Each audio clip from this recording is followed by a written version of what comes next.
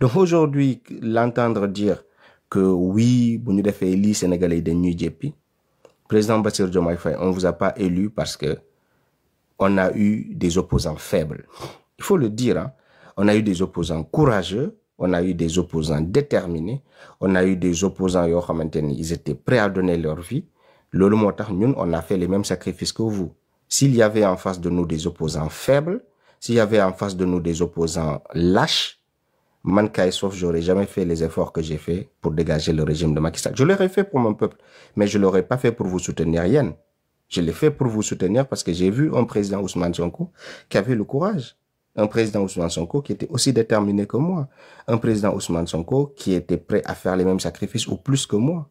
Donc, si je vous ai apporté mon soutien, c'est parce que, quelque part, j'ai vu que, en face, on avait des personnes courageuses. Mais nous, jusqu'à avoir le pouvoir et dire que non, on va pas faire en sorte qu'il y ait justice parce que si on le fait, Sénégalais de nuit djepi. Mais attends. Mais il faut prendre des décisions fortes. Tu es le président de la République, il faut montrer la voie. Tu es le président de la République, mais combien de Sénégalais ont voté pour toi parce que dañoo bëgg justice am? Combien de Sénégalais ont voté pour toi parce que ils avaient une grande frustration?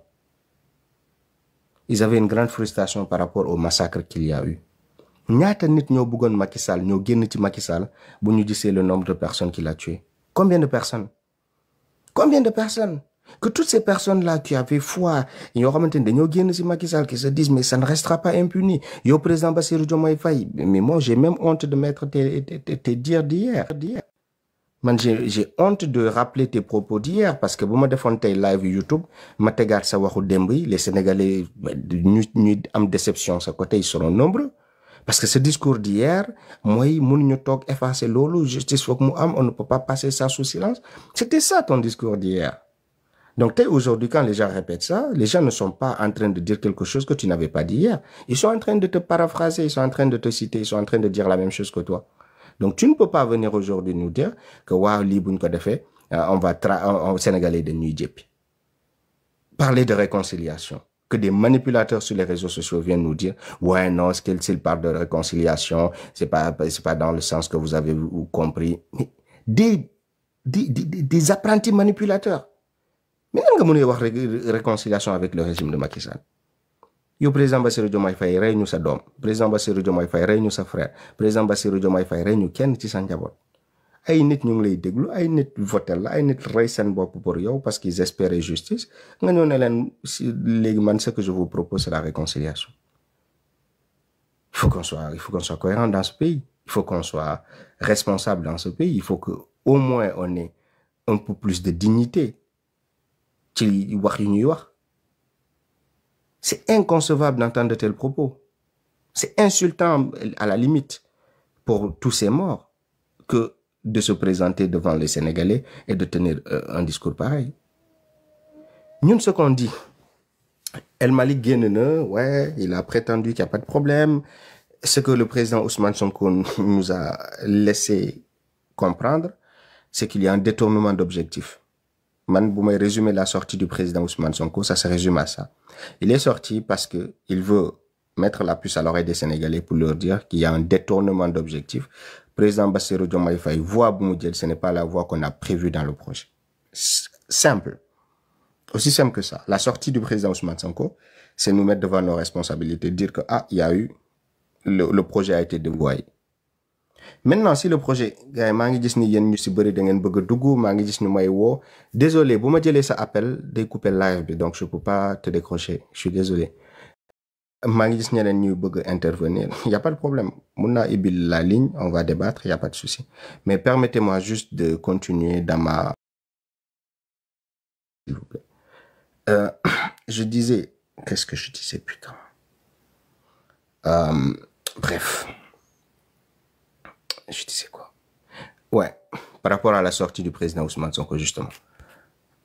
Je disais que Ousmane Sonko Bougéné, c'est parce que il a voulu nous mettre devant nos responsabilités, dire que tout ce que je vous ai promis hier est en train de prendre une autre direction que celle que je veux, moi, Ousmane Sonko. N'est-ce pas?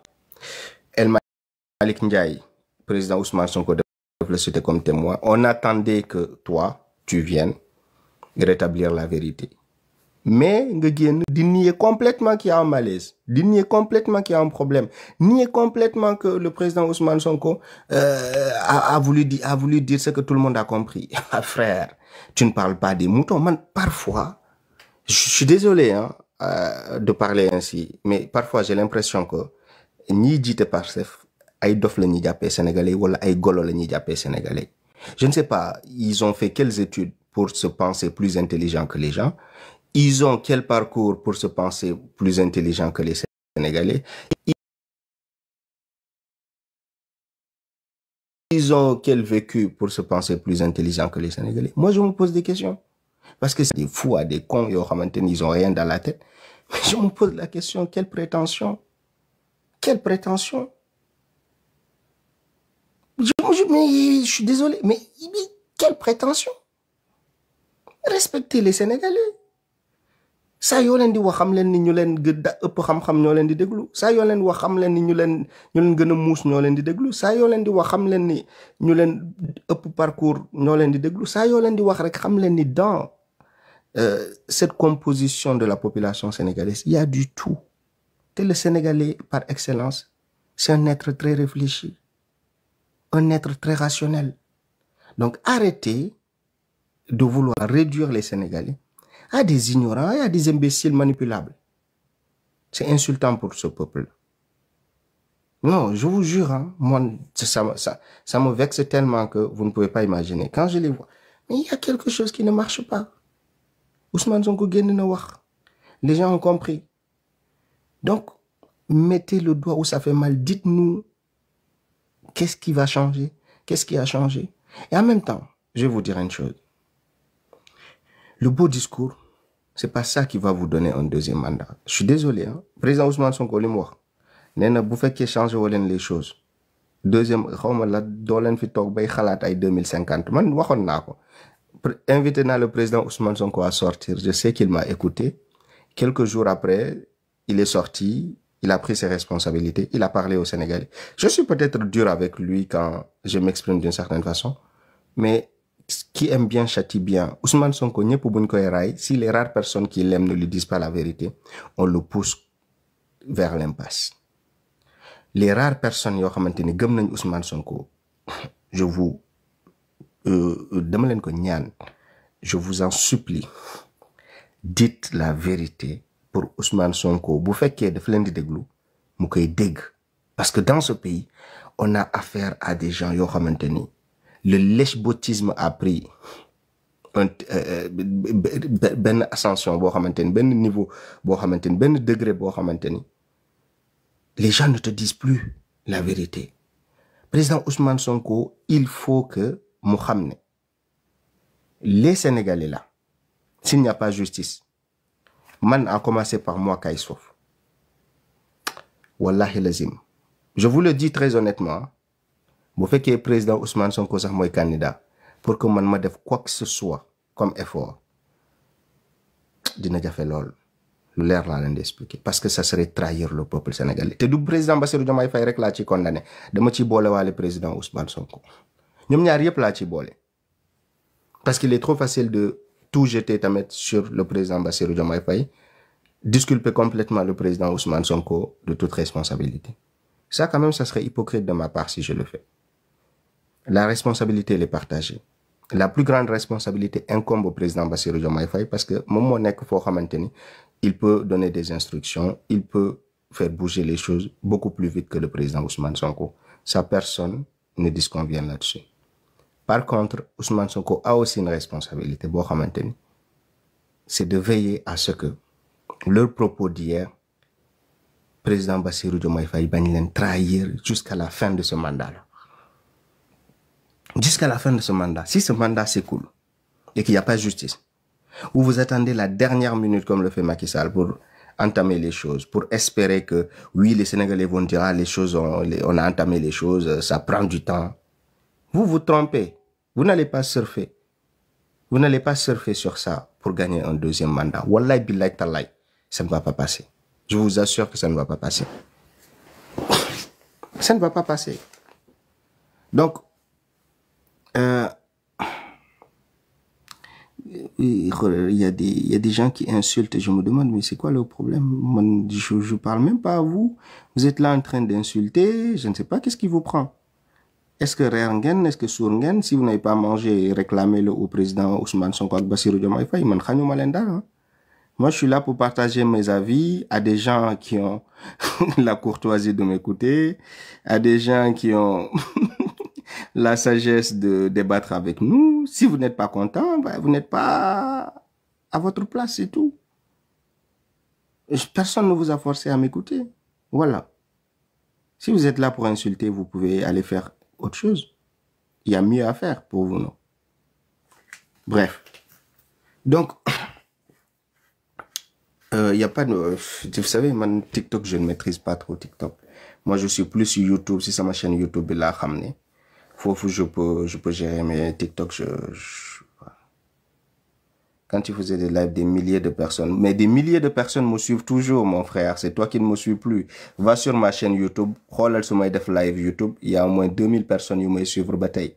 Man, TikTok, d'où ça ma tasse de thé, hein. TikTok, je ne m'y connais pas. TikTok, c'est pas mon réseau. J'ai créé cet espace-là. Il y a très peu de vidéos. Les Sénégalais me suivent, espérant que je serai présent là. Mais TikTok, je ne suis pas TikTok. Tout le monde le sait. Donc, si tu me dis des milliers de Sénégalais te suivaient, des milliers de Sénégalais me suivent toujours. Mais pas sur TikTok. Ils me suivent sur YouTube. OK? Donc, voilà. Juste pour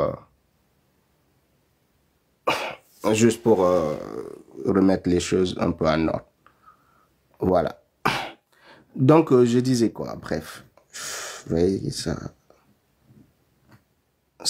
te détourne de ce que tu dis d'essentiel. Voilà, bref. Bon, je vais donner la parole aux gens. Je ne suis pas là pour ben monologue bo xamanteni je vais parler comme ben prêtre bu nek ci église en train de prêcher. Je veux bien débattre avec des gens qui ont la maturité de débattre. Ah, je parlais de responsabilité. Justement, la responsabilité, elle est partagée. Je le dis et je le répète. On a une responsabilité partagée. Ah, il y a une responsabilité partagée entre le président Ousmane Sonko et le premier ministre, et le président Bassirou Diomaye Faye. Et il faut que les choses bougent, les gars. Ba pare ay FMI ak ay Banque mondiale boo xamante ni maa ngi koy gis chaque jour FMI Banque mondiale purée. Mais les gars, man, je sais pas quel pays vous avez vu qui a été développé par la Banque mondiale, par le FMI, par toutes ces institutions-là. Yo xamante ni c'est des censures. Mais l'histoire de la dette depuis jamono ñoom Thomas Sankara di ko dénoncer, mais quel pays vous avez vu développé par ces institutions-là? Je sais pas, man, je vois le Sénégal courir derrière le FMI, la Banque mondiale, xawma lan ak lan. Non, on répète le même schéma que schéma boo xamante ni Sénégal moom la musa yàgg suivre. Qu'est-ce qui va arriver? Gis ngeen la Grèce, l'histoire de la Grèce, je sais pas si les gens suivent un peu ce qui se passe ailleurs. Mais il y a beaucoup d'autres pays yoo xamante ni bu ñu eggee ci niveau de surendettement. Vous savez ce qui va arriver après? Ils vont tout privatiser dans notre pays. Dëkk bi souveraineté bu ñuy wax boo leen fexee ba ñu yegg au pic de l'endettement, vous ne parlerez plus de souveraineté. Plus personne ne peut parler de souveraineté. Parce que ces gens, ces institutions-là, ces individus yuy prêter xaalis dañuy ñëw moom sa dëkk. Mais tu ne peux pas parler de souveraineté dans ce cas-là. Tu ne peux plus, mais c'est tellement antagoniste que qu'on parle de souveraineté et qu'on court derrière le FMI qui nous met le couteau sous la gorge. Après, le jour où on sera la tête sous l'eau, ils viendront se partager notre pays. Là, vous allez comprendre en ce moment-là que souveraineté ne rime pas avec schéma voie bi ngeen tracé ni pour notre pays. Mais je comprends pas. Moi, parfois, je regarde, je me dis, je vois pas le bout du tunnel, en fait. On est dans un cercle vicieux. Macky Sall a surendetté le pays. Ça, on ne va pas continuer à nous apitoyer sur notre sort. OK? Macky Sall a endetté le pays, tout le monde le sait. On s'apitoie pas sur notre sort. On va de l'avant. Ok, bref. Maintenant, qu'est-ce qu'on fait? On vient creuser. On vient faire la même chose. Nous tamit ñu ngi jël. Chaque mois, ñu ngi yokkat. Chaque année, ñu nara yokkat. Mais, fan lañ jëm? C'est quoi le point boo xamante ni buñ ci yeggee dañu naan maintenant stop. Essayons autre chose. On veut atteindre quel objectif? Oh, mais c'est difficile, c'est difficile. Les gars, nous devons créer un mouvement. Dinañ créer un mouvement politique. Man sama mouvement lay doon man Kayz Fof. OK? On va créer un mouvement politique. Bo xamanteni ça ne sera pas un mouvement bo xamné dañ koy affilier à PASTEF, ça sera un mouvement indépendant. Et dans ce mouvement-là, je voudrais que tous les Sénégalais yo xamanteni dañoo gëm ni suñu combat de révolution bi ça a été dévoyé, que les Sénégalais bobu ñu rejoindre ma dans ce mouvement-là. Il y aura des cadres yo xamanteni c'est des experts dans leur domaine, que ce soit de la diaspora ou du Sénégal, yo xamné dinañ leen réunir ku nekk ci secteur bu mu mëne mu indil ñu des corrections, mu indil ñu des améliorations par rapport à la situation de notre pays. Moi, je suis professeur. Je suis dans le domaine de l'éducation. Le plus dans le domaine de l'éducation, c'est mon domaine. Kenen ko xamanteni amna benen domaine économie moy domaine am. Je tends la main à tous les Sénégalais. On va créer notre mouvement. On va redresser. On va essayer de calibrer les choses parce que direction bu ma gis ni Sénégal di ko jël, les choses ne vont pas s'améliorer. C'est pas suivre notre révolution ça. C'est une révolution. Jusqu'à présent, je me demande, ban signe moi yu won ni le Sénégal avait vraiment fait une révolution. Je me pose encore des questions parce que nous, notre combat au départ, c'était une révolution dans ce pays. Après bientôt 2 ans, je me pose la question, qu'est-ce qu'on a révolutionné pour l'instant? Révolution, fan les manifestants, quelles sont les manifestations de cette révolution dans le cours des choses? Quand je me pose cette question, douma gis dara. Douma gis ben signe buy woné ni il y a eu une révolution des Sénégalais. Voici les manifestations de la révolution. Je ne le vois pas. Donc, on va prendre nos responsabilités parce que on n'est jamais mieux servi que par soi-même. On a fait confiance, on a suivi, on a cru, on a été fidèle. Mais on va créer notre propre mouvement parce que si nous gis-gis bi bokul ak gis-gis bi may gis ni muy déroulé. Je vais créer mon mouvement man Kayz Fof et je vais appeler tous les Sénégalais à nous suivre dans cette forme de révolution bu ñu bëgg pour notre pays parce que gisuñu ko ba légui. Man gisuma ko personnellement, c'est pourquoi j'opte pour la création de mon propre mouvement politique. On va se lancer dans le combat politique comme tout le monde. Parce que ni digit ni nek fini, ils ont rien de plus que nous, ils ont pas de diplôme plus que nous am. Donc amuñu bëgguñu Sénégal plus que nous ko bëggé. Sénégal jaralul len lum ñu jaralul. Donc ils ont rien de plus que nous. Donc on va faire la même chose parce qu'on n'est jamais mieux servi que par soi-même.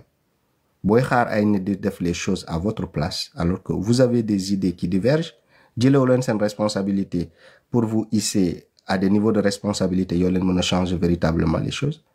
Vous subirez les décisions des autres. Vous subirez le choix des autres. Et moi, j'ai plus envie de subir la décision des autres. J'ai plus envie de subir les caprices des autres ou les choix des autres. Donc, on va apporter notre pierre dans cet édifice politique-là.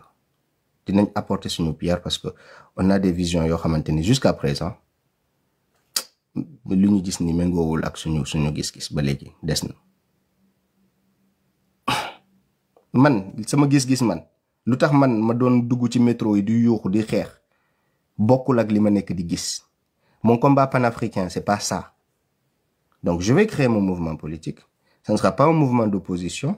Ça sera pas non plus un mouvement de soutien. Lépp lu baax loo xamanteni gis nañ gouvernement bi def ko. On va les encourager, on va les féliciter parce que dañoo bëgg Sénégal. Lépp loo xamanteni gis nañ ko muy dem ci trajectoire boo xamanteni il est important de tirer sur la sonnette d'alarme. On va tirer sur la sonnette d'alarme pour que les choses soient rectifiées. Parce que Sénégal tamit buñ ko seetaanee ba mu mbëkk ci mur bi, c'est nous Sénégalais qui allons en périr. voilà, en pâtir. Donc, il est important que je annonce qu'au Sénégalais, yep, je vais prendre mes responsabilités. Au lieu de défendre un homme politique, servir, on va créer notre mouvement politique et on va se battre pour que suñu gis-gis dara mën ko changer suba. Parce que c'est mieux de se fondre quelque part, mais les principes et les convictions divergent au final.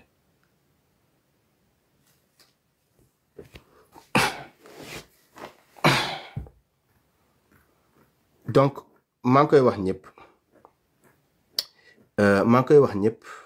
j'ai une fierté d'être africain. J'ai une fierté que